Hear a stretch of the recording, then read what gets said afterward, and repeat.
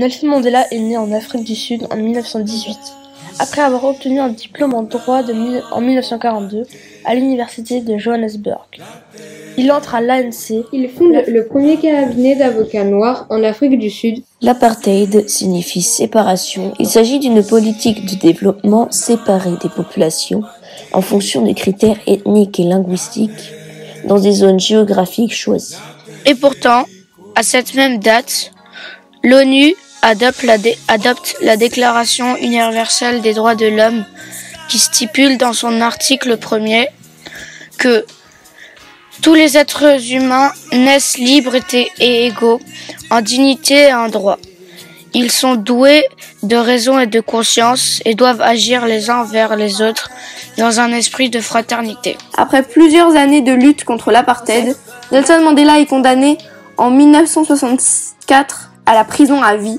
Lors de son procès, il énonce les motivations de son engagement politique. Au cours de ma vie, je me suis consacrée à cette lutte des peuples africains. J'ai combattu contre la domination blanche et j'ai combattu contre la domination noire. J'ai chéri l'idéal d'une société libre et démocratique dans laquelle tout le monde vivrait ensemble en harmonie et avec des chances égales. C'est un idéal pour lequel j'espère vivre et que j'espère accomplir, mais si nécessaire, c'est un idéal pour lequel je suis prêt à mourir. Nelson Mandela est finalement libéré le 11 février 1990 après avoir passé 27 ans de prison. Il déclare alors « Aujourd'hui, la majorité des Sud-Africains noirs comme blancs reconnaissent que l'apartheid n'a aucun avenir. Ce système doit être aboli d'un commun accord afin de reconstruire la paix et la sécurité.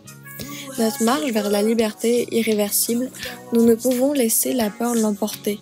Le suffrage universel dans une Afrique du Sud démocratique, unie et non raciale est notre seule voie vers la paix et l'harmonie entre les peuples. » En 1993, il reçoit le prix Nobel de la paix.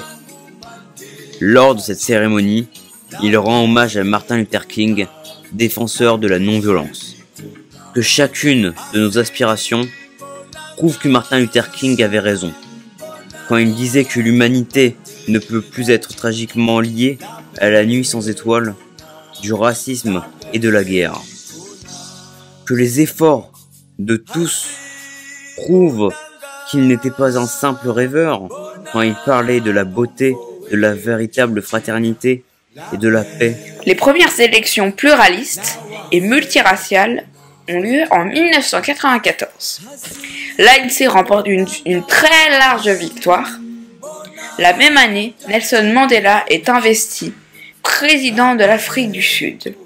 Il prononce à nouveau un message de paix et de tolérance. Nous prenons l'engagement de bâtir une société dans laquelle tous les Sud-Africains, blancs ou noirs, pourront marcher la tête haute, sans aucune crainte au fond de leur cœur, assurés de leurs droits inaliénables à la dignité humaine.